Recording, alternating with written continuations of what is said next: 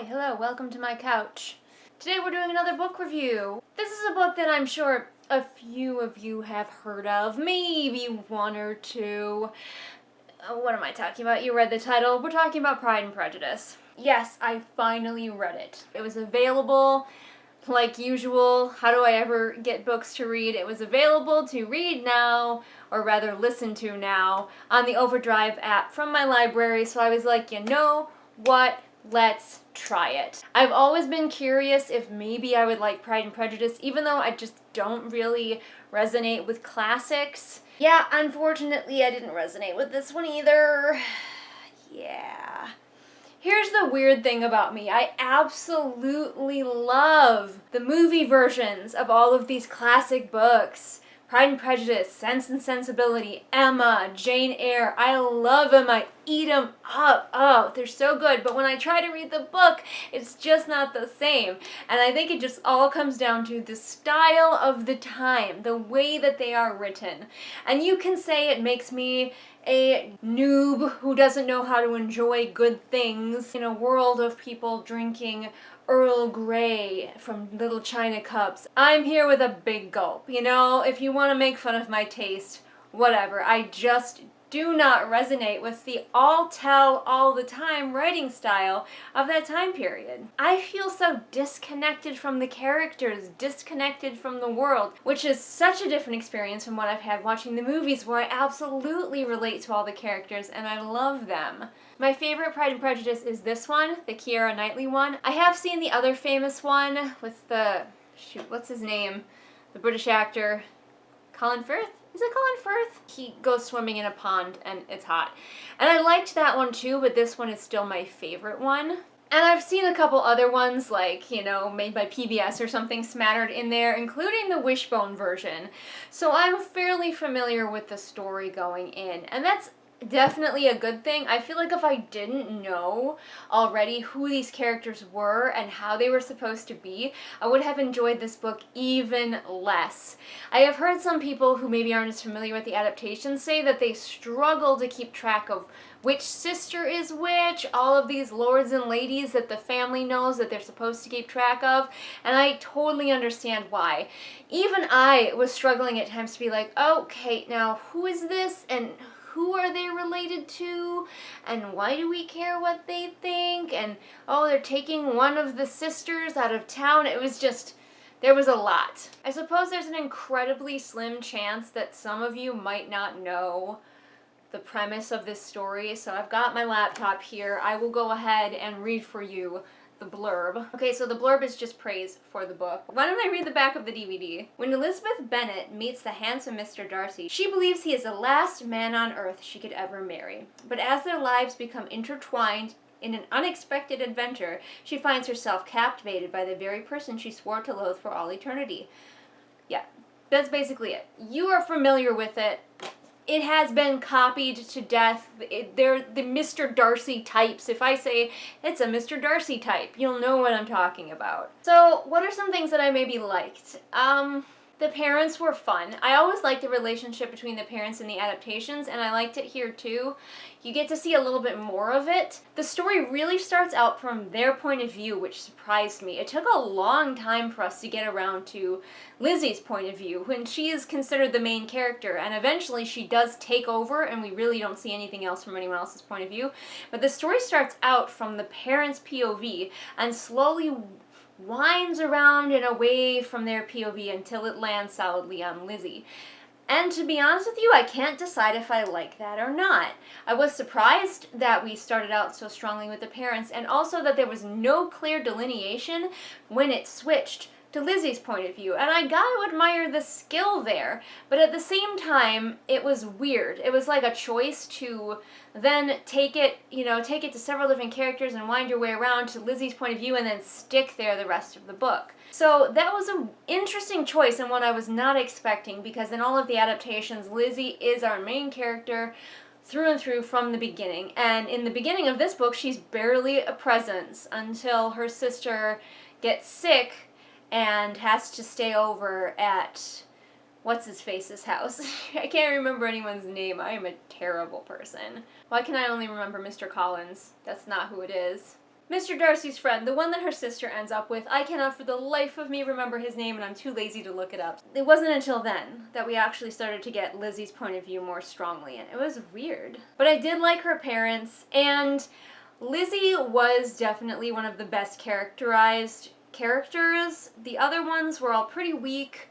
The sisters were all fairly similar to what I've seen in a lot of adaptations. The only one who had the biggest change was the plain sister. Usually we see her as the shy one, the introvert, which she is the introvert of the story, but she's the introvert in the book because she's more studious, she wants to study, she's really into her art. But it's not because she's shy, it's because she has a bit of a superiority complex. And that was interesting. I wasn't sure what I thought about that, but that was an interesting thing. But yes, Lizzie has the strongest character of anyone in the book. And I will say that I did appreciate how very sassy and snarky she could be. She was witty, like definitely witty and definitely thoughtful and cutting and just like, get it, girl. There was a scene that doesn't make it into a lot of adaptations where she was talking to Wickham, who is kind of a villain. After Wickham has married her little sister, which nobody really is happy about, she gets a scene with him where they both know that she knows what went down, but she's being ultra polite and just shading him in the most subtle way, and that was like my favorite scene. I was like, oh damn, he is getting eviscerated with 1,000 tiny cuts and then having to pretend that he feels nothing, and it's so good. How was the romance in the biggest romance of all time? Honestly,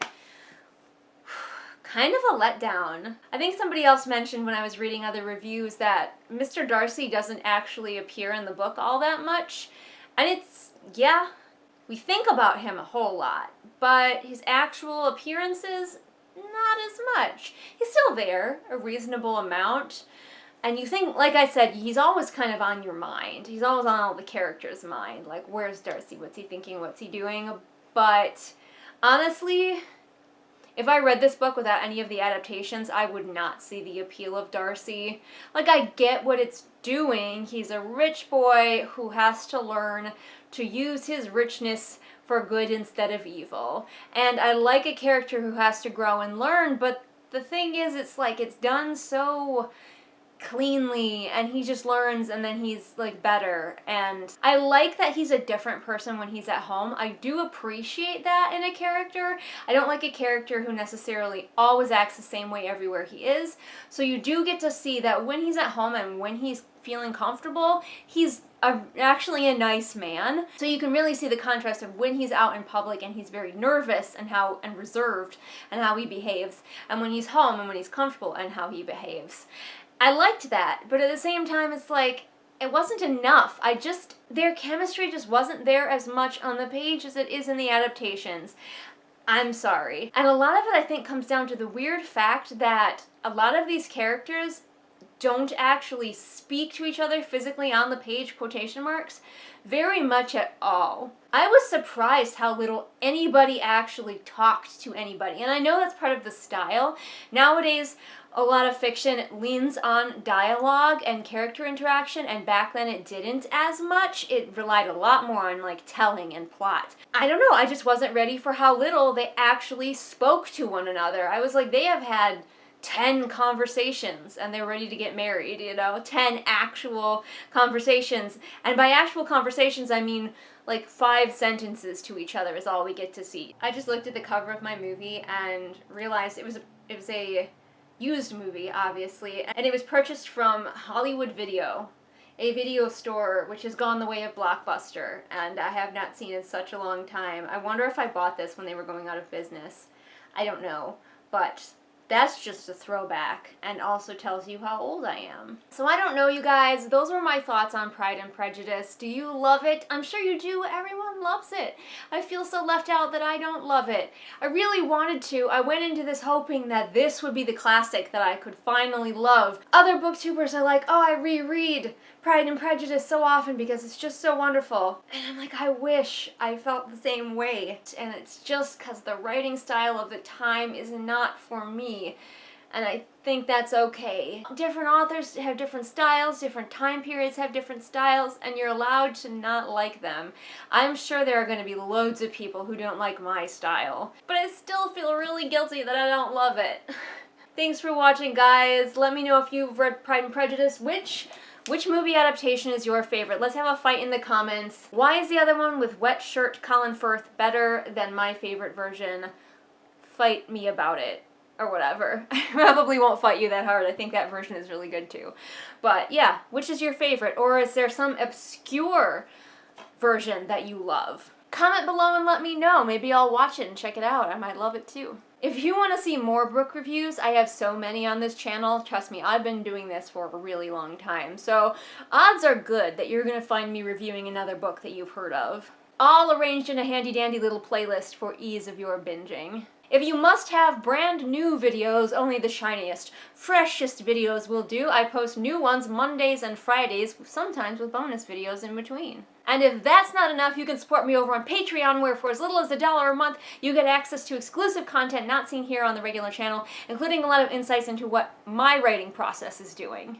All the links to my social media are in the doobly-doo for ease of your clicking, and they can help you keep track of when new videos come out, because sometimes YouTube just doesn't show them to you.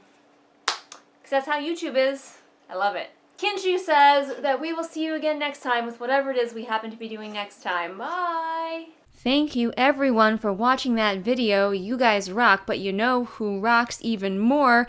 That's right, my patrons, being Callison, Lennox, Ray, Artemis, Shelby, Zaire, Adrienne, Jesper, Ryakio, Irene, Sabby Panda, Scribbling Cat, Savvy, Jenny, Amanda, and Lisa. Have you ever heard of a better batch of patrons in your entire life? I bet you haven't. My patrons are the best, and you can fight me. If there's a prize for rotten judgment, I guess I've already won that. No man is worth the aggravation. That's ancient history, been there, done that.